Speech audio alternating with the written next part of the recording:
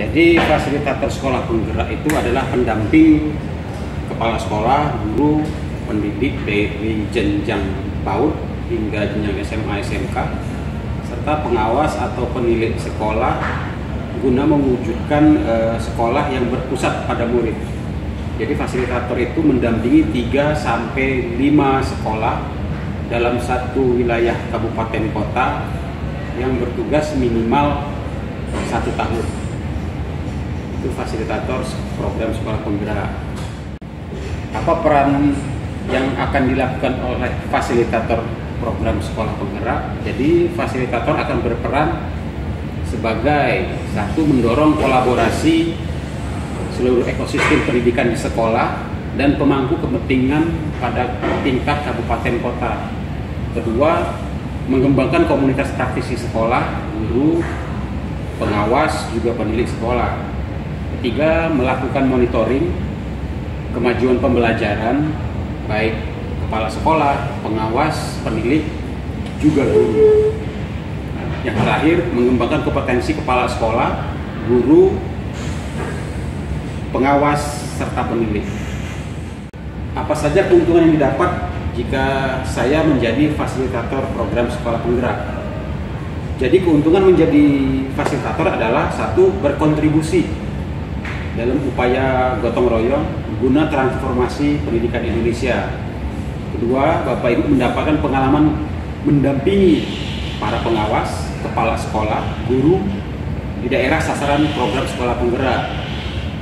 Ketiga, selama menjalankan tugas, Bapak Ibu mendapatkan apresiasi kerja profesional, biaya transportasi, konsumsi, dan akomodasi jika diperlukan untuk melaksanakan lokakarya maupun site visit di daerah sasaran program sekolah guru penggerak. Tentu saja ini sesuai dengan kebutuhan. Keempat, Bapak Ibu mendapatkan sertifikat bimbingan teknis fasilitator. Kelima, kunjungan kerja 4-6 kali dalam 1 tahun di sekolah yang didampingi program sekolah penggerak. Apa yang harus dipenuhi fasilitator agar dapat memperpanjang kontrak kerja setelah 1 tahun mendampingi sekolah penggerak? Jadi syarat yang harus dipenuhi oleh fasilitator adalah melaksanakan tugas dengan baik dan memenuhi kewajiban laporan pelaksanaan tugas sesuai dengan ketentuan dan persyaratan yang berlaku. Apakah untuk menjadi fasilitator harus terlibat secara full time? Fasilitator akan bertugas secara paruh waktu dengan pendampingan yang akan dilakukan secara daring maupun luring yang berupa kunjungan ke lapangan atau ke sekolah pendampingan program PSP tersebut. Apa saja konten yang diberikan dari pelatihan untuk fasilitator? Fasilitator akan mendapatkan bimbingan teknis selama 144 JP yang akan dilakukan secara daring. Adapun materi bimbingan teknis meliputi kebijakan program sekolah penggerak, kurikulum, pembelajaran, asesmen, serta proyek profil pelajar Pancasila. Karakteristik jenjang satuan pendidikan sekolah penggerak, serta keterampilan untuk pendampingan pada program sekolah penggerak. Apakah asal fasilitator harus dari kabupaten kota lokasi sasaran sekolah penggerak? Tidak, hanya fasilitator dari unsur pengawas aktif saja yang harus berasal atau bertugas dari wilayah sasaran program sekolah penggerak. Apakah daerah penempatan nantinya akan sesuai dengan kartu tanda penduduk? Penentuan lokasi pendampingan akan ditentukan berdasarkan domisili asal fasilitator dengan kabupaten atau kota sasaran. Jika tidak akan memenuhi berdasarkan ketersediaan fasilitator dari kabupaten kota lain dalam satu wilayah provinsi. Apakah RPP yang dimaksud ialah pembuatan rencana pelaksanaan pendampingan sekolah penggerak? RPP atau SAP yang dimaksud adalah untuk kebutuhan simulasi melatih dalam proses seleksi sebagai fasilitator. SAP untuk kebutuhan simulasi melatih ini hanya berdurasi 10 menit dan dijadikan acuan calon fasilitator untuk simulasi melatih. Apakah lingkup dari RPP hanya terkait bidang studi berdasarkan mata pelajaran atau bisa apa saja? Jadi RPP yang dimaksud di sini adalah satuan acara pelatihan atau SAP yang lingkup materinya ditentukan terkait dengan topik materi kepemimpinan, pembelajaran, implementasi pembelajaran, dan supervisi akademik sesuai kebutuhan simulasi melatih dalam proses seleksi sebagai pelatih ahli. SAP ini untuk kebutuhan simulasi melatih berdurasi 10 menit dan dijadikan acuan oleh calon pelatih ahli untuk simulasi melatih. Apakah dari unsur pengawas dan kepala sekolah hanya untuk yang sudah pensiun? Tentu jawabannya tidak. Pengawas sekolah yang aktif yang saat ini bertugas di 111 kota kabupaten di wilayah sasaran program sekolah penggerak bisa mendaftar menjadi fasilitator. Sedangkan kepala sekolah aktif adalah kepala sekolah yang bertugas di sekolah yang mengembangkan kurikulum mandiri atau kurikulum internasional. Apakah pengawas dari Kementerian Agama diperbolehkan untuk ikut kegiatan ini? Jawabannya tidak bisa, karena kegiatan ini hanya berada di bawah naungan Kementerian Pendidikan, Kebudayaan, Ristek, dan Teknologi. Jadi bagi pengawas di lingkungan Kementerian Agama tidak bisa mengikuti program ini. Apakah dosen pendidikan agama Islam dapat mengikuti fasilitator ini? Jawabannya tentu bisa.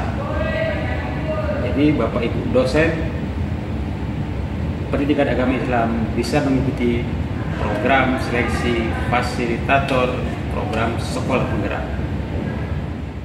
Apakah dosen harus mempunyai gelar S3 atau doktor untuk dapat menjadi fasilitator? Jawabannya tentu tidak. Untuk dosen atau akademisi, syarat minimum pendidikan minimal strata 2. Berapa batas usia untuk menjadi fasilitator syarat pendaftaran? Batas usia fasilitator syarat pendaftaran minimal 30 tahun dan maksimal 65 tahun. Apakah tugas fasilitator bisa diakui sebagai angka kredit atau jam mengajar atau beban tugas khusus bagi dosen atau widya suara? Jadi bagi widya suara, jumlah jam saat melakukan kegiatan pembimbingan atau pendampingan dapat diajukan penilaiannya sebagai salah satu unsur angka kredit utama pada unsur Dikjartih PNS. Sub-unsur pelaksanaan Dirjaktif PNS pada kegiatan: 1. Melaksanakan pembimbingan, 2. Melaksanakan pendampingan OL atau PKL atau benchmarking, 3. Melakukan pendampingan penulisan kertas kerja atau proyek perubahan. Itu bagi Bapak Ibu widya suara. Bagi dosen, jumlah jam saat melakukan pendampingan dapat diajukan penilaiannya sebagai salah satu unsur angka kredit melalui unsur pengabdian pada masyarakat. Siapa saja yang boleh mendaftar menjadi pelatih ahli atau fasilitator program sekolah penggerak?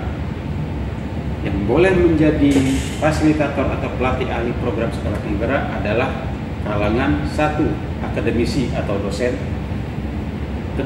pengawas sekolah di daerah sasaran program sekolah penggerak angkatan kedua atau angkatan ketiga, 3. kepala sekolah dan wakil kepala sekolah, manajemen sekolah, guru dari sekolah yang mengembangkan kurikulum satuan pendidikan secara mandiri atau menggunakan kurikulum internasional. 4. Widya suara aktif. 5. Praktisi dan konsultan pendidikan. Serta 6.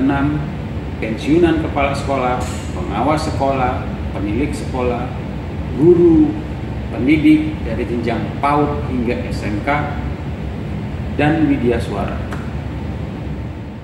Apakah diperlukan pengisian NIPTK dan akun SIM PKB untuk registrasi fasilitator bagi seorang kepala sekolah?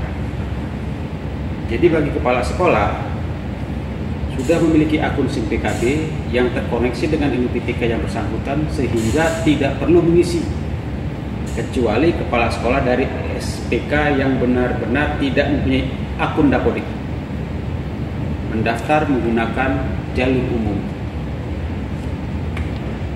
Apakah yang diperlukan akun baru bagi dosen yang sudah memiliki akun SIM PKB? Untuk dosen akademisi yang memiliki akun SIM PKB dapat menggunakan akun SIM PKB masing-masing. Namun jika tidak bisa, dapat menggunakan akun dengan email pribadi. Bagaimana jika pendaftaran tidak bisa dibuka karena tidak mempunyai akun SIM PKB? Kandidat fasilitator yang tidak memiliki akun SIM PKB dari unsur umum seperti praktisi, pendidikan, akademisi, konsultan pendidikan, pensiunan, dan pengurus yayasan sekolah pengembangan bisa membuat akun SIM PKB ketika ingin mendaftar sebagai calon fasilitator. Jadi Bapak Ibu bisa membuat akun SIM PKB secara mandiri.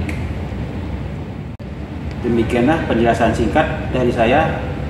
Semoga dapat bermanfaat. Sampai ketemu di kegiatan fasilitator program sekolah penggerak selanjutnya.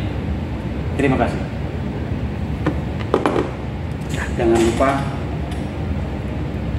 subscribe, like, share, dan komen. Terima kasih.